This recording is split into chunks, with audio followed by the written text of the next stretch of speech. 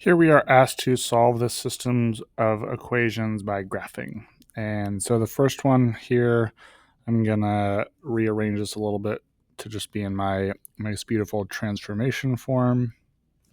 I'm going to graph this. So I know that this is a parabola, a U-shaped value. I see my A value is positive, so I know it's going to be pointing up.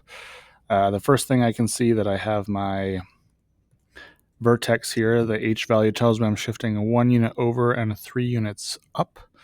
And so there's my vertex, and now I'm just going to plug in some X and Y values. So 1 and 3 was my first point. I'm going to plug in numbers to the right. So I'm going to plug in 2, 3, and maybe 4 if I need it.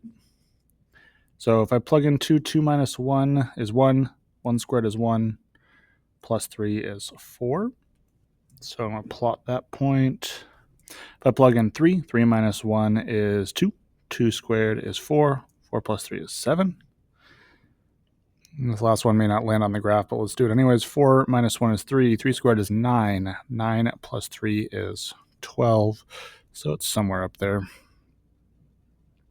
There it gives me my parabola shape. And then I know it's symmetrical, so I'm just going to reflect all those points over to match up. And that gives me my parabola shape. And so there's my first graph. Second one here, same thing. I'm going to kind of move this this 2x over by subtracting it from both sides and having it in slope-intercept form.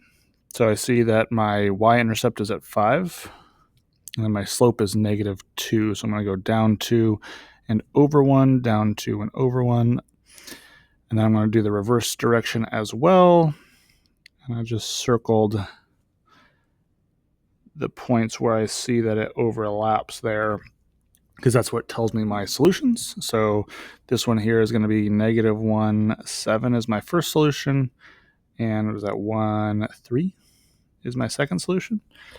And if you're not sure if that's true or if that works, you can always try plugging those x values in, right? Plug in -1 or plug in 1. That should spit out the y value of 7 or 3. So in that one here, we got our two solutions, and I'd like them written as coordinates.